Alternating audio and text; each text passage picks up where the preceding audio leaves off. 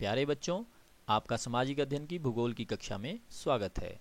आशा करता हूँ कि आप कुशल मंगल होंगे, अपनी सेहत और अपनी पढ़ाई का पूरा ध्यान रख रहे होंगे।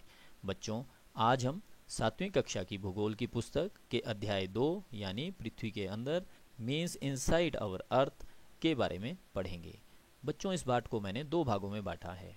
आज हम प्रथम भाग करेंगे। प्रथम भाग में हम पृथ्वी के आंतरिक स्वरूप के बारे में जानेंगे और शैलों के प्रकार के बारे में जानेंगे, और आग्नेय शैल के बारे में भी हम इसी भाग में जानेंगे। बच्चों, जैसा कि आपको पता है कि छठी कक्षा में आपने सौर मंडल के बारे में पढ़ा था और जाना था पृथ्वी जिसमें हम रहते हैं सूर्य के ही ग्रहों में से एक है और यही एकमात्र ऐसा ग्रह है जहाँ पर जीवन है। पर बच्चों, आपको यह जानकर बड़ी हैरानी होगी कि जहाँ पर हम रहते हैं वह केवल पृथ्वी की ऊपरी सतह ही है। यही वह सतह है जहाँ पर जीव जंतु, पेड़ पौधे और नदियाँ आदि भी हैं। बच्चों, क्या आप अंदाज़ा लगा सकते हो कि पृथ्वी के अंदर क्या है? आज हम इस वीडियो से यही जानने की कोशिश करेंगे। तो चलिए शुरू करते हैं। बच्चों, क्या आप जानते हैं हमारी पृथ्वी के अंदर कौन कौन से राज छिपे हैं? सबसे पहले हम बात करेंगे पृथ्वी के आंतरिक यानी अंदरूनी भाग के बारे में। बच्चों, जिस तरह प्याज में एक के ऊपर एक परत होती है, बिल्कुल उसी तरह पृथ्वी के भी 3 परतें हैं। इसकी सबसे ऊपरी परत को परपट्टी या भूपटल कहते हैं और वह सबसे पतली परत होती है। बच्चों, परपट्टी के ठीक नीचे की सतह को मेंटल कहते हैं, जो 2900 किलोमीटर की गहराई तक फैली होती है।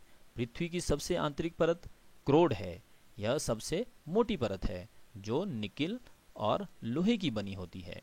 इसे नीफे कहते हैं। नी मतलब निकिल और फे मतलब फेरस यानी लोहा। बच्चों, यहाँ पर तापमान और दाब काफ़ी अधिक होता है। तो बच्चों, आपको पता चला कि पृथ्वी की 3 सतह होती है। कौन कौन सी? परपट्टी, मेंटल और क्रोड। आप चित्र में भी देख रहे होंगे, जो परपट्टी है वही हमारा स्थल मंडल भी है। बच्चों, जो क्रोड है उसको हम बाह्य क्रोड और आंतरिक क्रोड के रूप में भी विभक्त करते हैं। आपको चित्र में भी दिखाई दे रहा होगा। परपट्टी को बच्चों अंग्रेजी में क्रस्ट भी कहते हैं। जैसा कि आपको पता है, सबसे ऊपर की परत को परपट्टी कहते हैं और यह सबसे पतली परत होती है। इसकी गहराई समुद्र तल से 5 किलोमीटर है और महाद्वीप से 35 किलोमीटर तक होती है। बच्चों, महाद्वीप के नीचे की परपट्टी को हम महाद्वीपीय परपट्टी कहते हैं और महासागर के नीचे की परपट्टी को महासागरीय परपट्टी कहते हैं। अगर अंग्रेजी में कहें तो कॉन्टिनेंटल क्रस्ट और ओशनिक क्रस्ट कहते हैं। तो बच्चों, इस चित्र में भी आप देख रहे हैं, महाद्वीपीय सतह मुख्य रूप से सिलिका और एल्यूमिनिया जैसे खनिजों से बनी होती है, इसलिए इसे सीएल यानी सिलिका प्लस एल्यूमिना कहते हैं। बच्चों, महासागरीय सतह मुख्य रूप से सिलिका और मैग्नीशियम की बनी होती है, इसलिए इसे सी में कहा जाता है, यानी सी से सिलिका और मै से मैग्नीशियम। बच्चों, जैसा कि आप जानते हैं, पृथ्वी में खनिज होते हैं जिन्हें खोद कर निकाला जाता है और इस तरह खनिज पदार्थों को खोद कर निकालने की प्रक्रिया को खनन कहते हैं और यह काम इंजीनियरों की देखरेख में होता है। और जिस जगह पर खनिज निकालने के लिए खुदाई होती है उसे खान कहते हैं। बच्चों, क्या आप जानते हो कि दुनिया की सबसे बड़ी खान दक्षिण अफ्रीका में है? इस खान की गहराई 4 किलोमीटर है। तेल निकलने की उम्मीद में इंजीनियर इस खान को 6 किलोमीटर गहरा खुदवा चुके हैं। बच्चों, पृथ्वी के केंद्र तक पहुंचना संभव नहीं है क्योंकि पृथ्वी का केंद्र समुद्री सतह से 6000 किलोमीटर नीचे है और इतना गहरा खोदना संभव नहीं है। बच्चों, आपको यह जानकर हैरानी होगी कि पृथ्वी की परपट्टी पृथ्वी के आयतन का केवल 1% है, इसलिए यह सबसे पतली परत है। दूसरी परत मेंटल, वो पृथ्वी के आयतन का 84% है, जो आप चित्र में भी देख रहे हैं। और तीसरी परत क्रोड जो है वो पृथ्वी के आयतन का 15% है और पृथ्वी की त्रिज्या यानी रेडियस 6371 किलोमीटर है। तो बच्चों, ये हमने पृथ्वी के बारे में जाना। बच्चों, आओ शैल क्या होता है उसके बारे में जानें। शैल यानी चट्टान पृथ्वी के परपट्टी बनाने वाले खनिज पदार्थ के किसी भी प्राकृतिक पिंड को शैल कहते हैं। शैल मुख्य रूप से 3 प्रकार की होती हैं, आग्नेय शैल, अवसादी शैल और कायांतरित शैल। अगर इंग्लिश में बोले, Ignis rocks, sedimentary rocks and metamorphic rocks.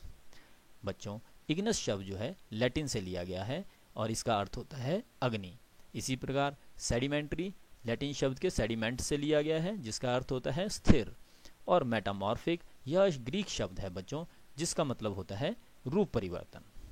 आओ चित्र की सहायता से भी इन 3 प्रकारों को देखें। बच्चों, इस पाठ में हम इन शैलों के बारे में विस्तार से पढ़ेंगे और इस भाग में हम आग्नेय शैल के बारे में विस्तार से पढ़ेंगे।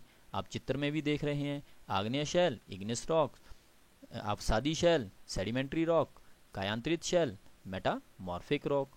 बच्चों, आओ अब जो है आग्नेय शैल के बारे में जानें। इन्हें प्राथमिक शैल भी कहा जाता है। यह बच्चों मुख्य रूप से 2 प्रकार के होते हैं, अंतर्भेदी शैल और बहिर्भेदी शैल। बच्चों, आग्नेय शैल को जानने से पहले हम ज्वालामुखी के बारे में बात करेंगे। आओ ज्वालामुखी की बात करें, जिसमें आग की तरह लाल द्रवित यानी मैग्मा, जिसे लावा भी कहते हैं, पृथ्वी के अंदर की सतह से निकलकर बाहर आता है। बच्चों, मैग्मा और लावा में भी अंतर होता है। मैग्मा तरल पदार्थ होता है जो पृथ्वी के अंदर पाया जाता है। जब इसका तापमान अधिक हो जाता है और आसपास की धरती पर अधिक दबाव डालने लगता है तो यह बाहर फूट पड़ता है। धरती से बाहर निकलने के बाद यह लावा कहलाता है। लावा तेजी से ठंडा होकर द्रवित पदार्थ से ठोस पदार्थ का रूप ले लेता है। इस प्रकार इस लावा के ठंडे होने से बने शैल को बहिर्वेदी आग्नेय शैल कहते हैं। बच्चों, इसकी बनावट बहुत ही बारीक दानों की तरह होती है। उदाहरण के लिए बेसाल्ट। बच्चों, दक्कन का पठार बेसाल्ट शैलों से ही बना है। बच्चों, कई बार यह तरल मैग्मा धरती के अंदर ही ठंडा हो जाता है और इस प्रकार बनी शैलों को अंतर्वेदी शैल कहते हैं। ग्रेनाइट पत्थर ऐसी ही शैलों का उदाहरण है। बच्चों, इसका इस्तेमाल इमारतें इत्यादि के लिए किया जाता है। बच्चों, इस प्रकार हमने आज इस भाग में पृथ्वी के आंतरिक रूप और आग्नेय शैलों के बारे में जाना। बच्चों, इसके साथ एक कार्यपत्रक भी जुड़ा है। कृपया करके उस कार्यपत्रक में दिए गए सभी प्रश्नों को जरूर हल करें ताकि आपकी इस पाठ के प्रति और समझ बढ़ सके। Thank you. Be happy and safe. खुश रहो और स्वस्थ रहो।